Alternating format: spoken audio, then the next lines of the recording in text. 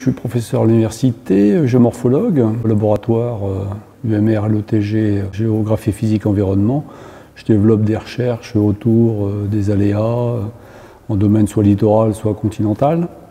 Donc connaissance des processus, modélisation, etc.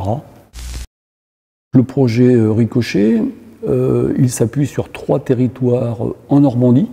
C'est 3 territoires à falaise qui sont soumis à de nombreux aléas, soit des aléas de type littoraux, érosion, submersion, soit des aléas de type continentaux, inondations, mouvements de terrain. Ce projet est un projet de recherche financé par l'Agence nationale de la recherche et qui associe plusieurs partenaires, des partenaires académiques, laboratoires de recherche, un partenaire entreprise, Azure Drone, le BRGM et l'Institut régional du développement durable. Donc le projet Ricochet s'est subdivisé en 7 tâches.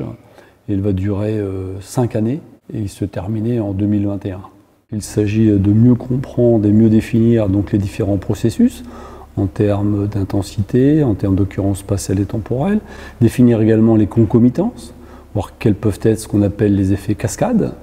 Et également, il s'agit de développer la modélisation prospective, qu'elle soit liée aux chronologies d'événements, soit liée à la spatialisation des différents aléas et risques.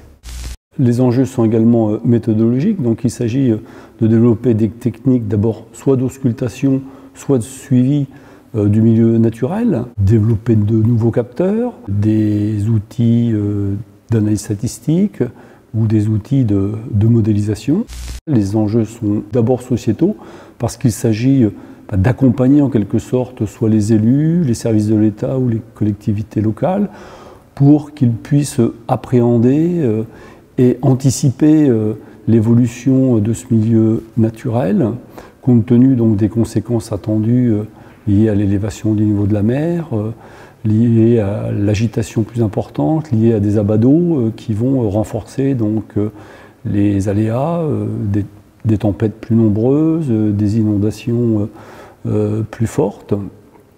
Et donc l'idée, c'est de les accompagner. Il ne s'agit pas de faire leur projet de territoire, mais les accompagner pour que finalement ils arrivent à anticiper et de se projeter dans le territoire de demain, voire d'après-demain, c'est-à-dire dépasser les échéances électorales ou même les échéances des documents d'urbanisme, tels que PLUI ou SCOT. On sait que les échéances ont 20 ans, mais on essaie de faire en sorte qu'ils puissent faire l'exercice pour justement prendre des décisions aujourd'hui, même si on dit qu'on a encore le temps, mais on sait que l'élévation du niveau de la mer, les 60 cm annoncés vont plutôt se transformer au mètre, donc il s'agit d'anticiper.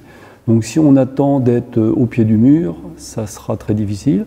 Donc l'idée, c'est effectivement d'arriver petit à petit à faire que, au lieu de plutôt privilégier des solutions court terme, par exemple élever une digue, donc mettre du béton sur du béton, plutôt réfléchir à des stratégies de relocalisation, même si c'est plus facile à dire qu'à faire, parce que il s'agit de déplacer des enjeux, des personnes, etc.